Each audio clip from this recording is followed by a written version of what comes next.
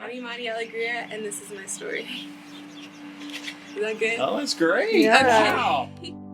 Well, I've always grew up in church. My dad was a pastor when I was small, and I've always just like grown in church, pastor's daughter and stuff. But I think that what really hit me when I was growing up, I was kind of like, oh, I'm gonna get into heaven because I'm a pastor's daughter. I'm gonna get in heaven because I'm a church. You know what I mean? But as I grew up, I knew that I needed God just because it's so hard. Life is it hits you like a ton of bricks.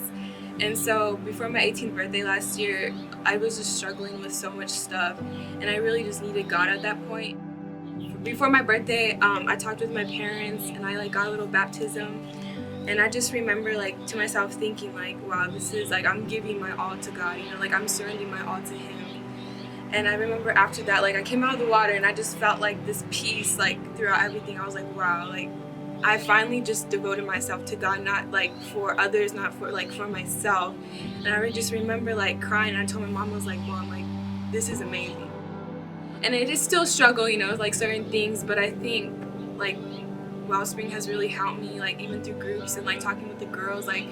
Whenever I go through something, I can just come to the Bible study groups, and we all talk about our problems. I'm like, wow, I'm not alone, you know what I mean? And I always think I have all these questions about my faith, and they're just always answered when I come to the group, because for some reason the whatever we're learning about the lesson is always what I have questions about. So I think it's great how God just worked through me through that. So what's funny is through SCA, I met Karis and the girls, and I just remember slowly letting go of those friends that I didn't need, you know what I mean? And I think when you really devote yourself to God, you really need to surround yourself with people that love Him in order just to feel His presence. And I think once I switched over to that helped me. And I think that a lot of girls are struggling right now, or teenagers that we go through, because they don't know their identity. And I think that once you really just surrender yourself to God, He will give you your identity. So I just tell the girls, don't be afraid of what other people think about your identity. Just surrender yourself to Christ, and once you do, God will help you slowly but surely. And so that's what I would say. Don't conform to the world, but conform to Jesus. And once you do, you will literally be transformed by Him in so many different ways. I can't even explain how much He's done for me.